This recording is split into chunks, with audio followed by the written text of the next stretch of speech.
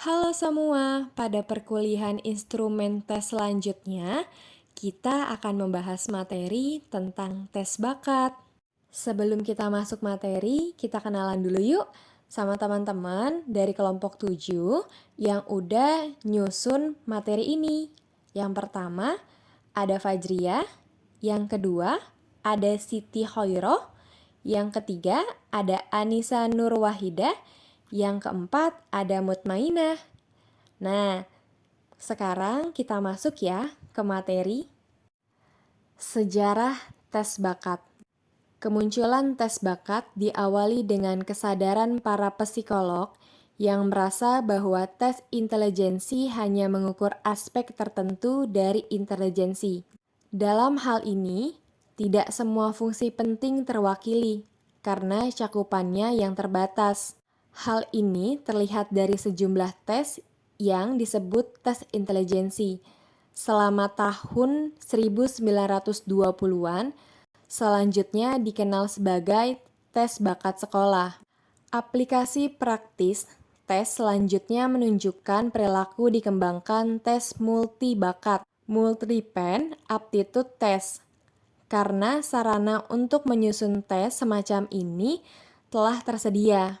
Penyelidikan seperti ini dimulai oleh para psikolog Inggris Charles Spearman dari 1904 sampai 1927. Selama dasawarsa pertama abad ke-20-an, perkembangan metodologis selanjutnya yang didasarkan pada karya para psikolog Amerika seperti Kelly pada 1982 dan Truston di 1938 sampai 1947. Dan juga pada karya penelitian Amerika dan Inggris lainnya sudah dikenal sebagai analisis Salah satu hasil praktis utama dari analisis faktor adalah baterai multibakat, yang dirancang untuk memberikan ukuran dari sikap seseorang dalam setiap kelompok sifat, sebagai ganti skor total atau IQ. Skor yang terpisah diperoleh untuk sifat atau ciri seperti pemahaman verbal, bakat numeral, visualisasi spasial, penalaran aritmetik, dan kecepatan perseptual. Perkembangan lebih mutakhir yang muncul pada akhir tahun 1980-an dan awal 1990-an menyediakan integrasi mendasar dari dua pendekatan yang sebelumnya bertentangan bagi pengukuran mental, yang diwakili oleh tes inteligensi tradisional dan oleh baterai multibakat. Semakin diakui bahwa kemampuan manusia dapat diukur dengan tepat pada berbagai tingkat keluasan, mulai dari bakat yang didefinisikan secara sempit pada tes-tes tertentu, melewati tingkat trait yang semakin luas, sampai ke skor keseluruhan seperti IQ tradisional. Selanjutnya, pengertian tes bakat. Istilah bakat dalam bahasa Inggris aptitude disebut juga talent. Bakat adalah suatu konsistensi karakteristik yang menunjukkan kapasitas seseorang untuk menguasai suatu pengetahuan khusus, keterampilan, atau serangkaian respon yang terorganisir.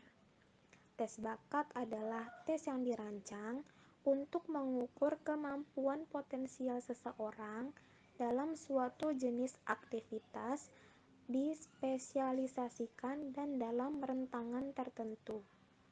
Tes bakat merupakan tes yang mengungkap bakat seseorang, yang juga merupakan kemampuan inteligensi khusus.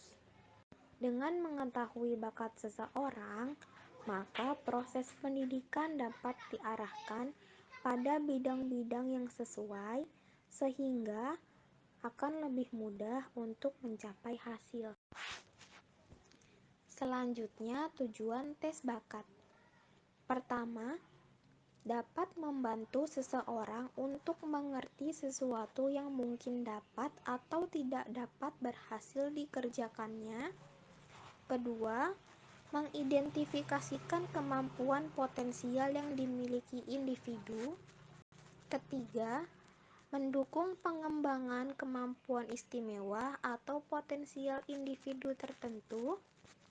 Keempat, menyediakan informasi untuk membantu individu membuat keputusan pendidikan dan karir ataupun pilihan lain di antara alternatif-alternatif yang ada.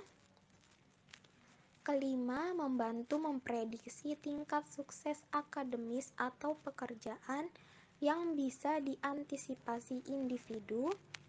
Yang keenam, berguna mengelompokkan individu-individu dengan bakat serupa bagi tujuan perkembangan kepribadian dan pendidikan. Yang ketujuh, membantu merencanakan dan membantu keputusan mengenai pilihan pendidikan maupun pekerjaan. Kedelapan, mendiagnosa masalah belajar yang dialami seseorang. Dan yang terakhir, kesembilan, sebagai sarana untuk mengetahui sedini mungkin bakat-bakat yang dimiliki seseorang. Jenis-jenis tes bakat. Yang pertama ada tes DAT, dimaksudkan untuk mengukur bakat individu yang diharapkan dapat mengungkapkan aspek bakat, yaitu penalaran verbal, kemampuan angka, penalaran abstrak, hubungan keruangan, penalaran mekanis, ketepatan dan ketelitian kritikal. Ada juga penggunaan bahasa, yaitu mengeja dan tata bahasa, dan ada juga bakat skolastik. Yang kedua terdapat tes GATB, yang mana tes ini diciptakan oleh Charles E. Odell. Biasanya digunakan pada konseling pekerjaan di salah satu perusahaan, dan aptitude yang digunakan GATB ini adalah ada aptitude G atau inteligensi yang merupakan kemampuan belajar secara umum, yaitu kemampuan untuk menangkap dan mengerti prinsip-prinsip, menalar dan membuat keputusan. Ada juga aptitude V, verbal aptitude, yang merupakan tes untuk mengerti arti beberapa kata dan mempergunakannya secara efektif. Serta untuk mengerti bahasa secara komprehensif, mengerti hubungan antar kata, dan mengerti arti keseluruhan paragraf serta kalimat. Ada juga aptitude N, numerical aptitude, angka secara cepat dan tepat.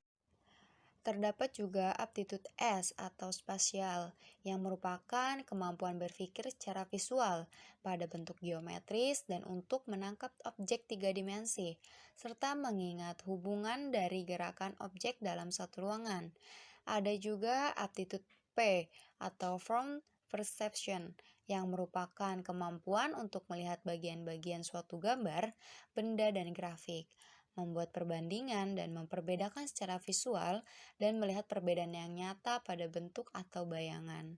Ada juga aptitude Q, clerical perception, yang merupakan kemampuan untuk mengungkap objek-objek angka dan huruf, serta kemampuan persepsi terhadap komputasi secara sepintas. Ada juga aptitude K, motor koordinat, merupakan kemampuan untuk mengkoordinasikan gerakan-gerakan mata, jari-jari secara terampil, dan teliti pada gerakan yang cepat dan tepat. Aptitude F, finger dexterity, kemampuan gerakan jari jemari, memanipulasi objek-objek kecil dengan jari jemari secara cepat dan teliti.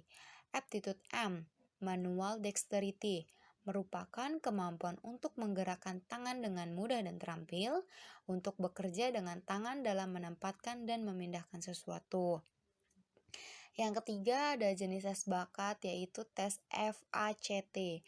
Tes ini dibuat sebagai usaha untuk mendapatkan suatu sistem klasifikasi baku dalam penentu bakat dan kemampuan dasar seseorang pada tugas-tugas tertentu, yang mana tes FACT ini di Indonesia dikenal antara lain yaitu tes inspection atau inspeksi, Tes ini mengukur kemampuan untuk secara cepat dan akurat melihat kekurangan-kekurangan atau titik-titik robek pada gambar-gambar objek atau serangkaian artikel.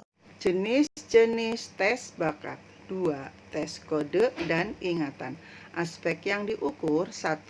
Kode atau sandi, kecepatan dan kecermatan menyandi informasi kantor dan ingatan, yaitu keberhasilan mempelajari dan mengingat sandi-sandi dalam facts. 2. Yaitu kemampuan menghafalkan bahan-bahan tercetak. 3. Tes precision, presisi ketepatan. Tes ini mengukur kecepatan dan keakuratan dalam gerakan-gerakan jari secara melingkar dengan satu tangan dan dengan kedua tangan. 4.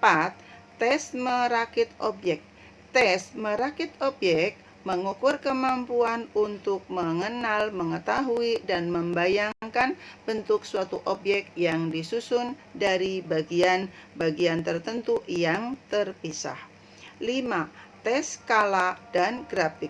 Tes skala dan grafik ini mengukur kecepatan dan ketepatan dalam membaca skala grafik dan peta.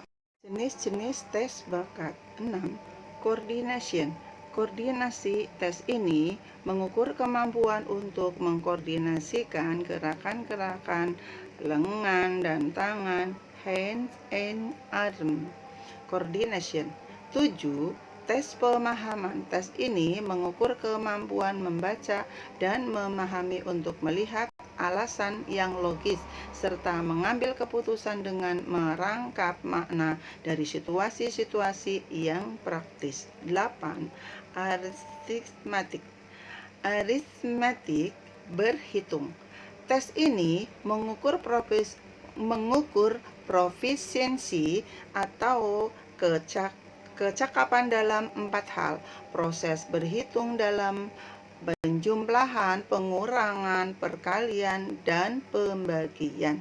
9. Tes mengutip. Tes ini dimaksudkan untuk mengukur kemampuan seseorang dalam memproduksi outline daripada pola yang sederhana dengan cara tepat dan akurat. Penggunaan hasil tes bakat dalam bimbingan dan konseling. Bakat atau kemampuan khusus sebagai potensi yang dimiliki siswa perlu sekali digali agar tampil dan dapat diaplikasikan dengan tepat sesuai dengan bidangnya.